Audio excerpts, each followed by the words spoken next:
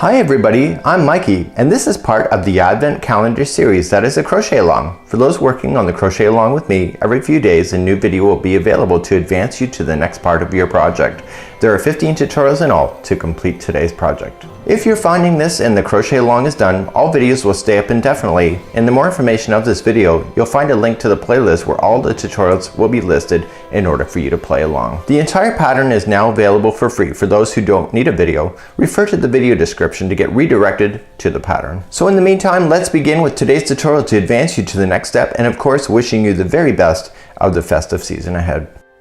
So this is part of a crochet along with me. So today is part 1 of 15 of creating this advent calendar from start to finish. Today's project, we're going to be making the white backdrop that you see here. This is an oversized backdrop, and you will see that it's really quite large once you get it done. So today's project in video number 1 is that we are going to finish the backdrop in order to get that done, and then in the next tutorials ahead we'll continue along with making all the other components that you see. So this is video number 1, and let's just do a quick pattern review as we go. All of the different colors have been listed here. We're using Karen Simply Soft, and you will see the off-white has 3 balls and all the other colors have 1 ball each in order to create all the whimsical colors. You can take a look here, and it's really quite easy to be able to follow along on what balls that you need. You'll need a 5mm size H crochet hook today. You'll also need a bit of stuffing, as some of the characters here have a little bit of light stuffing inside, and you'll also need 24 buttons because you will notice that these decorations hang from there. So as the date goes on, you put the decorations onto the tree, and by the end of Advent of day number 24, all of the decorations will move from the pocket up into decorating your tree. All the instructions here have the abbreviations that are used throughout today's pattern. This is an 8-page pattern because everything that you see here is listed, but don't look at it as 8 pages, look at it as step by step, and it's not so bad. It's intermediate, so therefore there are some things here, especially within the decorations, that are a little bit more complex than easy level, so therefore the entire pattern gets listed as intermediate. So this is video number 1. We're going to concentrate on just the white backdrop. Everything else that you see on top of the white is not going to be covered today, and we're going to get this completely done. We're then going to go around with the light border, and then we have 2 tabs. There's a dowel that is holding that into position, and you can then hang that from a wall or a door, whatever you wish. So what we're going to be doing today is the white backdrop, the edging, and the tabs in order to complete. So without further ado, let's grab our off-white yarn, and let's grab our H size 5mm crochet hook in order to begin. So behind the scenes, I'm already working on this, and I've got my backdrop already done. I have not done my edging yet or my tabs, and I'll catch up with you in a bit on that. But I'm going to show you how to get started with this first, with showing you a small sample, and then you can just follow the instructions in order to get to the large size sample that you see here on camera. So let's begin with the slip knot, and we are going to put that onto the hook. And remember, this is an intermediate level, but if you follow along closely enough, maybe a beginner like you could probably actually get started too. So you're gonna have to chain a total of 83. I'm not gonna do that here on camera because I've already got my sample done, but you're just gonna make your chain. So 1, 2, 3, 4, 5, 6, 7, 8, 9, and 10. And you will chain all the way to 83 for me, and then meet me back here and I'll show you what to do from that point. So once you have your 83 done, I want you to go second chain from the hook. So there's 1 and 2, rotate it to get the back hump of the chain only, and go in the back side. So it's just 1 strand in the back, and you are going to single crochet, and you're going to single crochet in each of the back humps of the chain, working your way across, and you will have a total of your chain going all the way across. So just do that for this row, and then we'll start up the next row in just a moment. When you get to the end of your chain, you're just going to stop, and then you're going to turn your work and then start. So every row now, completing up to 37 inches for this, is going to always be the same. You're going to chain up 1 and then insert into the very one right underneath it, and you're going to single crochet yourself back across all the way to the other side. So you want to make sure that you're just paying attention to that. You will have a nice beautiful rectangle by the time you're done.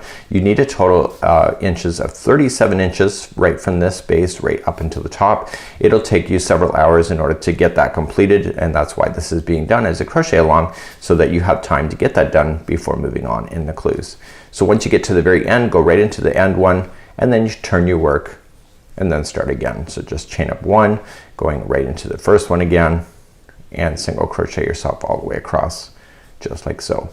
So please do this now until you get to 37 inches long, and then once you get that done, then you're gonna meet me back here, and then we're gonna start the trim together, and then we'll do also the borders at the, or the tabs at the top at the same time. So several hours ago, I would have left you doing this, so you did your 37 inches, and I have my 37 inches done right from start to finish. So once you have that done, you're just gonna fasten off this particular yarn. So we're just gonna trim it, okay, and then just pull through the loop and finish it.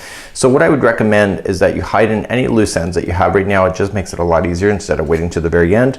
Grab your darning needle, just like so, and feed that onto,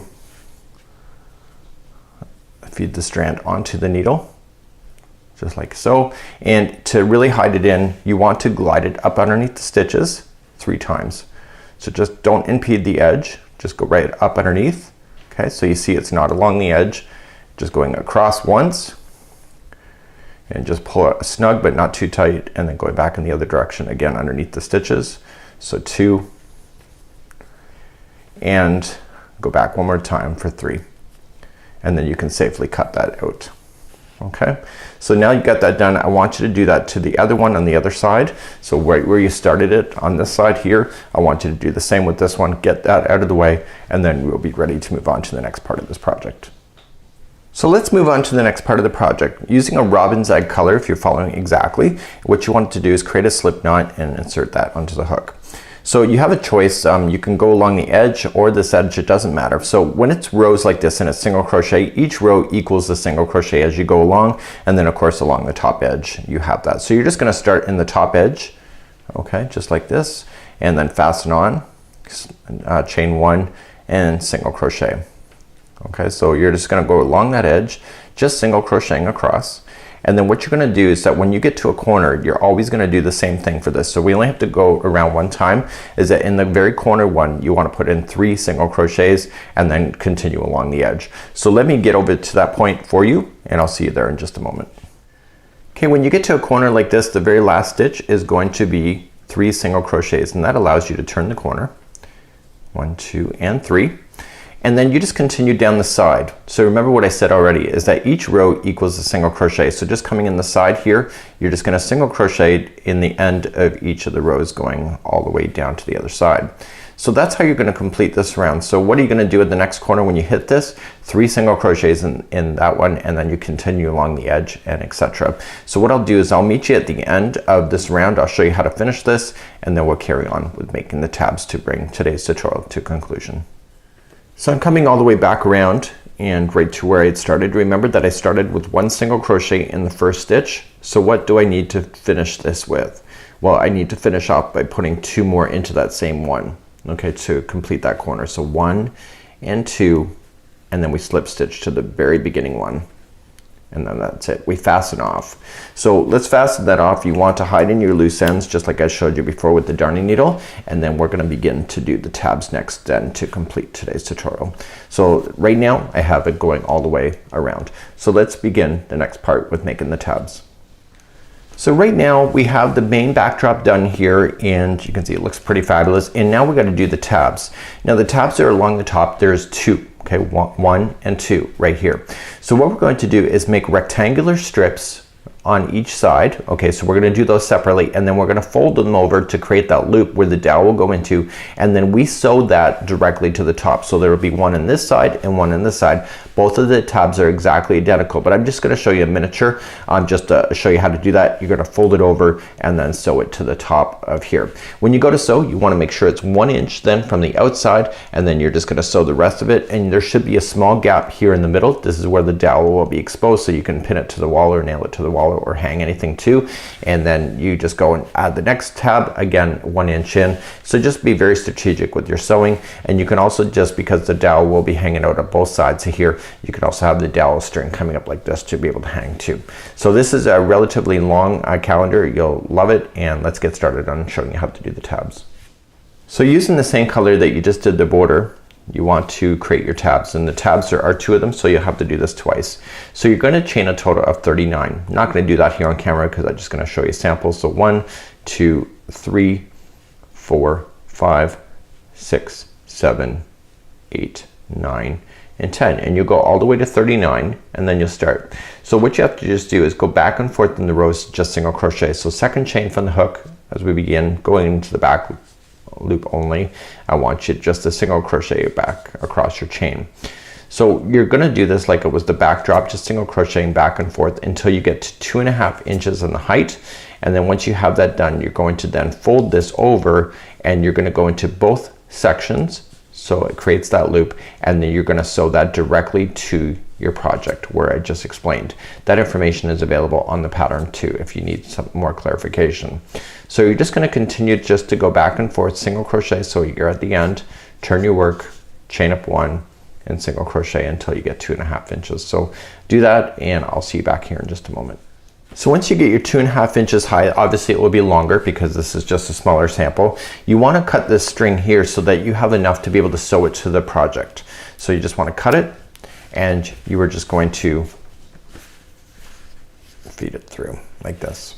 So you're going to use that strand to sew it to the other project. So let's bring up back up the other project here right in the upper corner, and remember I said it's about 1 inch. My finger is about 1 inch there. So I'm going to start right about here, and all I'm just going to do is that I'm going to take this large strand that I just cut, and I'm going to feed it onto my darning needle, and I'm going to go about 1 inch. My thumb is about 1 inch. I used to be an engineer at one point, and they tell you to measure a body part so you have what you know is 1 inch. So I know that for sure, and then all I'm just going to do is just pull it together here. Okay, and what I want to do is just go to the other side, so just fold it over and then come through the other side of this project through the same spot and pull everything nice and tight. So what I want to do is that when I go through this project, so I'm going to go through the next stitch here, and then I'm going to go through the next one here, both layers at the same time, and pull through. So this is a whip stitch. Okay, and then go to advance to the next one here, next and next, and I want to do that until everything matches up to each other as I'm going across. So go through both of those layers at the same time. So when you get to the end of this, you're just going to fasten this strand off like you would have just finishing a project. Go back and forth 3 times, and this tab here is creating a loop that you see that you can slide in the dowel. If you have other ways that you prefer to do this kind of method, you can do that. I thought about actually crocheting this directly onto the project first and not actually doing a separate tab, but again, that's I'm following the instructions as per the designer, because usually they have a better idea on implementation than I do on some of this stuff. So once you have that done, okay, so you got everything in place, you want to hide those loose ends. So just going back and forth a total of 3 times just underneath the stitches. So 1 and 2, and clearly yours will be much wider. You could do mini tabs like this too if you wanted to. It's up to you, it's your creativity. And if you go back and forth 3 times, you can cut it right down to the project, get rid of all your loose ends, and therefore you have a little tab. So your tab will then be almost to the middle, and then the new tab will then start in the middle going out to the other side. Again, it's about 1 inch off from the edge, just like so. And now I'll be able to put in a dowel and hang this from the wall or from a door. So this is where I'm going to leave you in this particular project. So you have to join me next time as we advance our way through the Advent calendar and getting our next steps. So the next step that we're going to be doing is working on the Christmas tree. So I'll see you next time, and have a great day.